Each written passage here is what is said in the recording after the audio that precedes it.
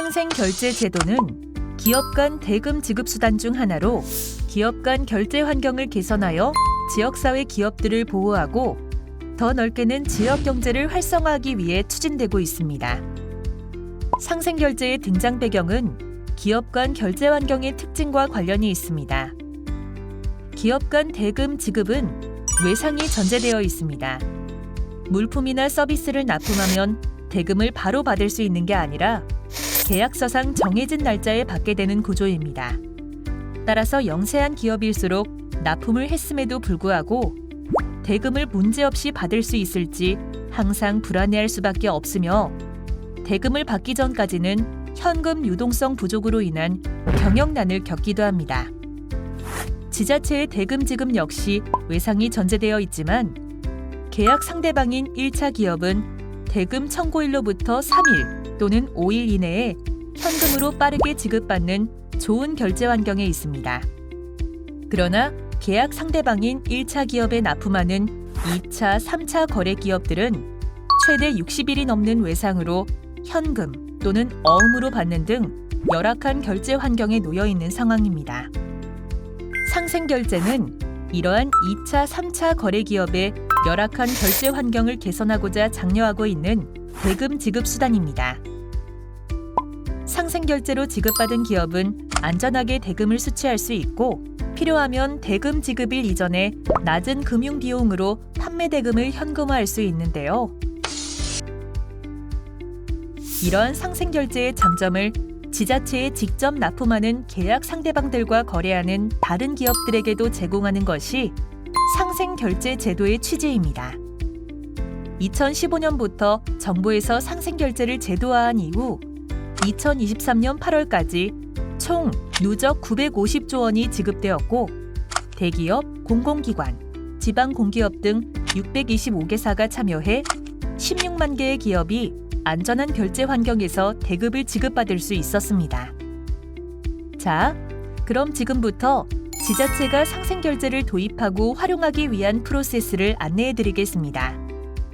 지자체 상생결제 지급 절차는 상생결제 도입, 입찰 공고, 대금 지급 3단계로 나뉩니다.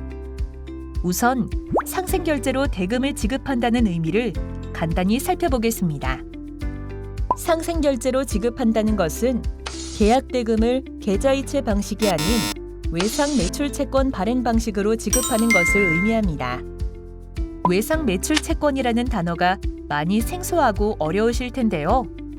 예약이체 증서라고 생각하셔도 무방합니다.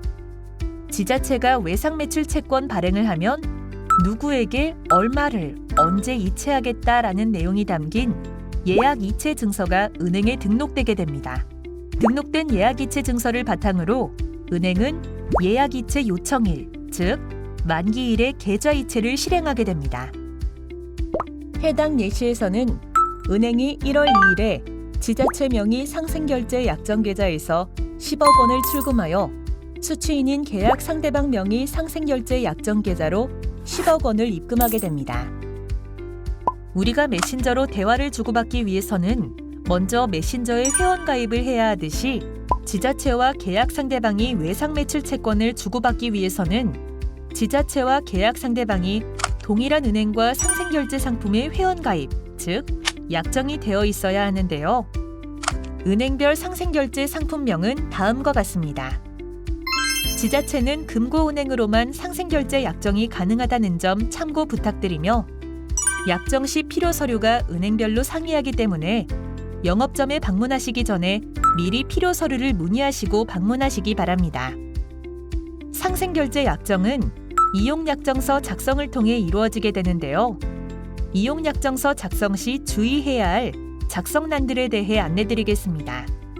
발행 한도는 계좌이체의 1일 이체 한도와 유사한 개념으로 대금 지급에 문제가 없도록 넉넉히 설정해 주시기 바랍니다. 대출 한도는 지자체의 여신으로 1차 이하 기업이 은행으로부터 대출받을 수 있는 최대 금액을 의미하는데요.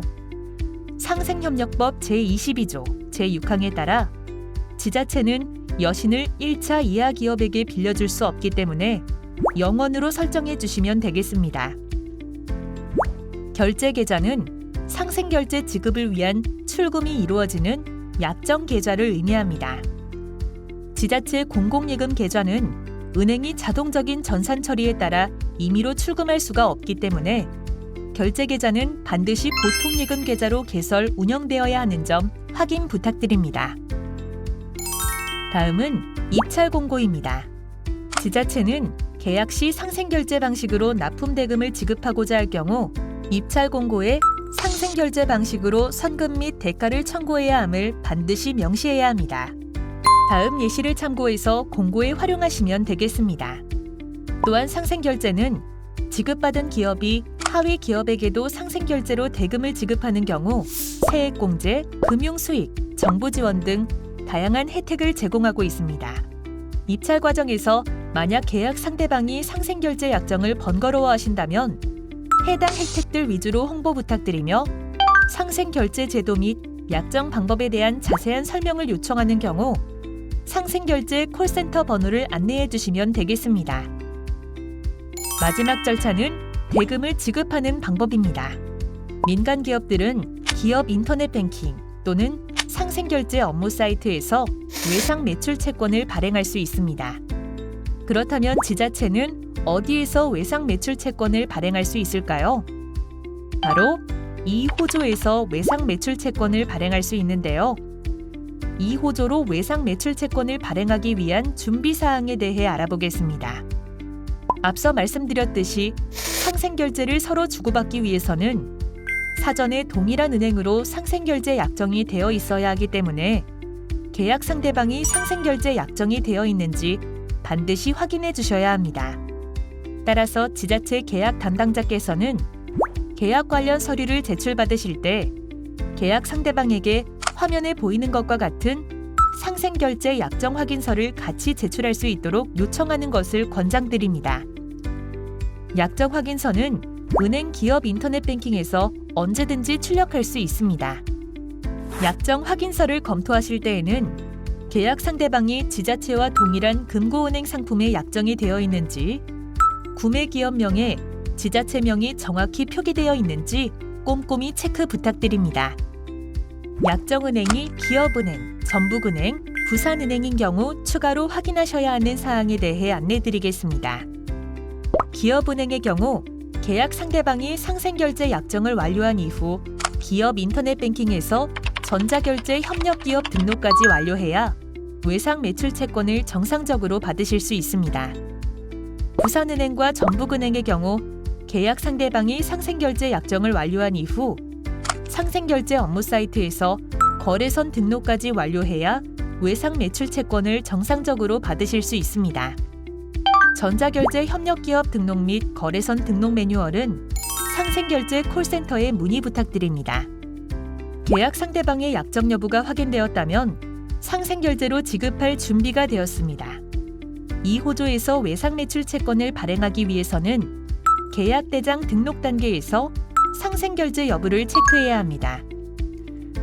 상생결제 여부를 체크하고 계약 대장 등록을 완료하면 은행의 외상 매출 채권 발행 요청 상태가 되고 이후 지급 명령 단계까지 완료되면 외상 매출 채권이 발행됩니다. 지자체는 지급 명령 시 다른 모든 계약 상대방 정보는 기존대로 작성하시되 반드시 계좌번호는 계약 상대방 계좌가 아닌 지자체 명의 상생결제 약정 계좌를 입력해야 합니다. 또한 상생결제권의 지급 명령은 반드시 대금 지급 기한 하루 전까지 완료해야 하는데요. 그 이유를 설명드리면 다음과 같습니다.